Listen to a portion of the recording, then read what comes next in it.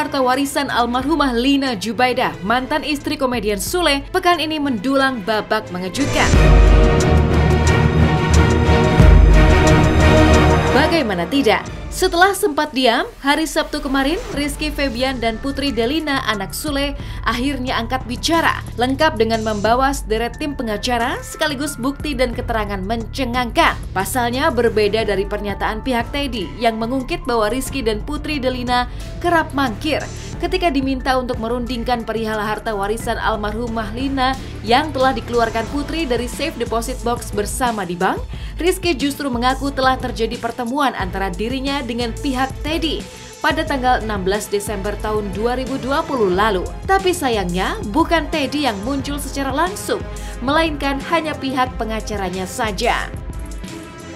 Kita sudah undang dengan baik, sudah 3 kali kalau nggak salah, tapi tidak ada yang mungkin sibuk atau tidak ada itikat baik, saya juga nggak paham. Yang pasti sampai hari ini belum ada pertemuan. Kita undang udah 3 kali. Hari Rabu tanggal 16 Desember 2020 itu telah diadakan pertemuan antara Rizky, Putri Delina yang kami dampingi selaku kuasanya dengan pengacaranya Teddy Pardiana. Kami tegaskan bahwa tidak ada perbuatan melawan hukum yang dilakukan oleh Putri Delina. Dan yang sangat disayangkan kan Pak Teddy-nya tidak hadir. Sedangkan di media kan beda kan ceritanya bahwa Pak Teddy kan sudah memanggil berapa kali, terus juga sudah pengen ketemu katanya berapa kali. Dan kemarin ketika ketemu pihak dari Pak Teddy juga saya menyampaikan ke mereka bahwa saya bukan tidak ingin ketemu. Putri dan Niki juga kan punya kegiatan. Kalau umpamanya kita Putri Delina dianggap sebagai orang yang mengambil tanpa izin, nah ini yang Putri Delina merasa keberatan gitu ya. Dokumen-dokumen mengenai aset tersebut adalah jelas milik almarhum Lina yang diperuntukkan buat anak-anak. Itu satu. Yang kedua, bahwa Pak Teddy juga sudah memberikan kuasa. Silakan untuk mengambil, dan kuncinya juga ada di Putri Delina.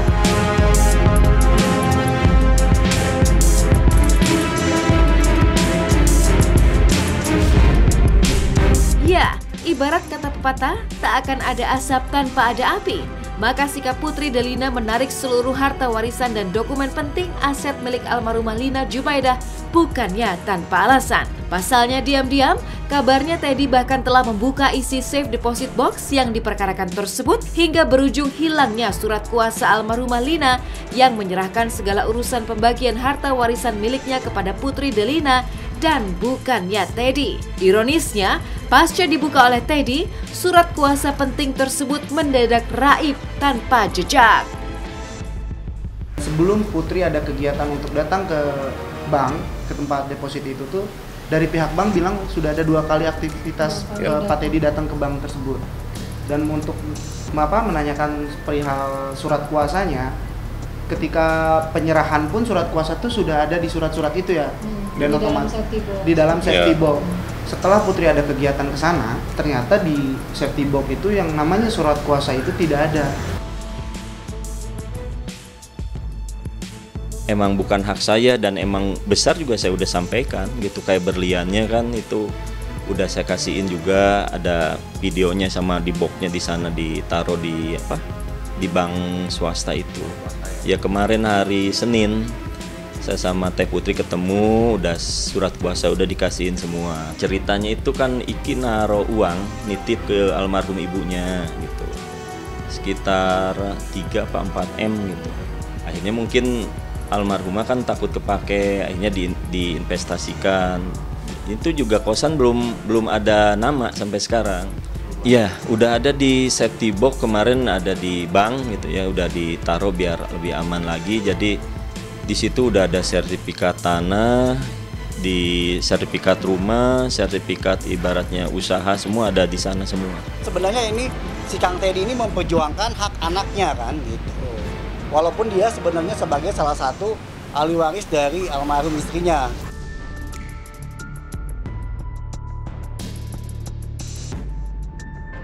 Apa yang sebenarnya terjadi? Benarkah Teddy telah menghilangkan surat kuasa harta warisan dari almarhumah Lina Jubaidah tersebut? Entahlah. Yang jelas, Rizky dan Putri Delina pun tak terima jika Teddy menuding bahwa mereka tidak peduli dengan nasib adik sambung mereka, Bintang. Dan seolah ingin mematahkan tudingan Teddy tersebut, Rizky pun menguak sebuah pengakuan mengejutkan bahwa selama ini Bintang yang kerap diakui diasuh oleh tangan Teddy sendiri justru kerap menitipkan balita tersebut kepada orang kepercayaan almarhumah Lina ataupun kepada adiknya, menyisipkan cerita mengejutkan. Pasalnya, dari semua pihak yang mengasuh Bintang tersebut, diakui Iki bahkan sempat menangis meminta uang untuk mengurus Bintang. Harapannya ya apa ya, kalau buat si Dede ya, buat kakak-kakaknya jangan disiapa-siapa juga, karena emang itu satu rahim. Terus kalau bisa sih ditengok. Saya sedih sebenarnya gitu ya, karena di gimana pun adik Bintang itu adik saya gitu ya, adik Putri gitu. Dan kalau ngomongin tidak ada perhatian, saya masih banyak bukti gitu. Waktu itu adik Bintang itu diurus sama istrinya Pak Ecet, dan Pak Ecet itu adalah orang yang sehari-hari saat itu ada sama almarhumah mama. Bahkan istrinya Pak Ecet tuh sampai menangis saat itu karena selama 1 bulan puasa ya Pak, selama 1 bulan puasa tuh Pak Teddy-nya jarang datang, Dede Bintang sepertinya nggak diurus. Jadi kalau misalkan di luar sana ngomong bahwa dari pihak Iki dan Putri tidak ada perhatian, itu amat sangat disayangkan. Maksudnya kayak jadi pembohongan ke publik gitu maksudnya. Selalu minta juga Putri untuk mau popok, mau susu dan semua itu ke Putri. Bahkan Putri juga bilang kalau misalnya ada apa-apa langsung minta ke Putri. Dan Om itu kayaknya emang nggak tahu sama sekali. Dan dia bapaknya, seharusnya dia yang bisa bertanggung jawab menafkahi anaknya. Dan ini jadi terkesan kayak mengemis-gemis dan bahkan malah jadi seakan-akan menjelekkan Iki dan Putri gitu.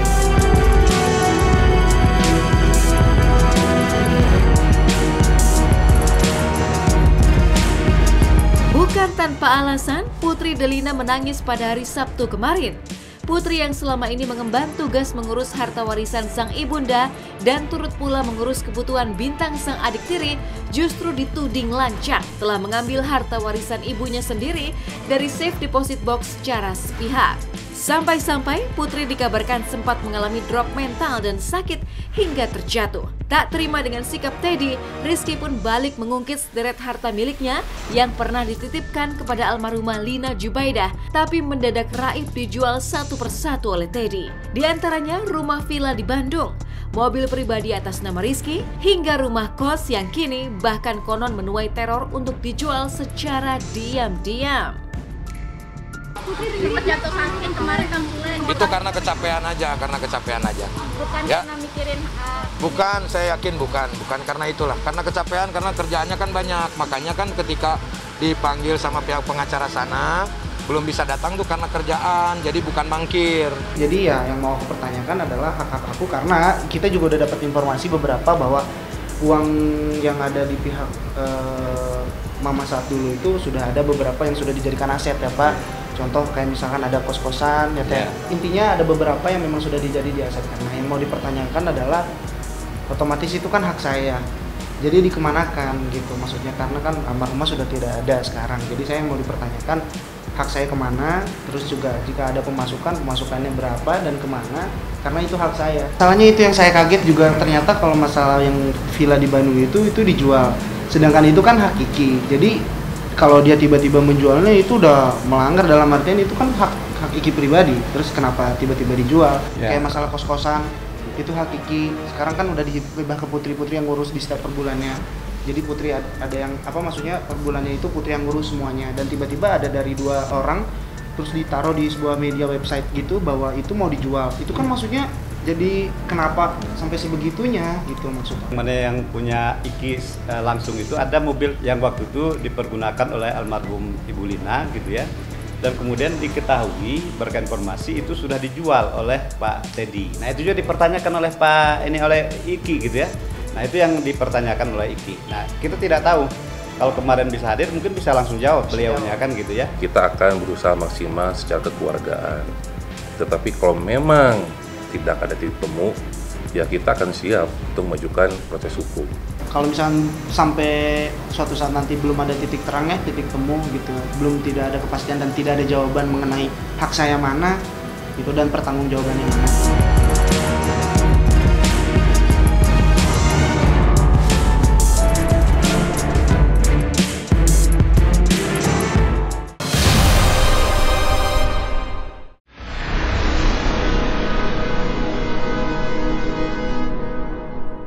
Jadi jangan lupa untuk subscribe Cumi Cumi. Ditekan ya tombol lonceng merahnya.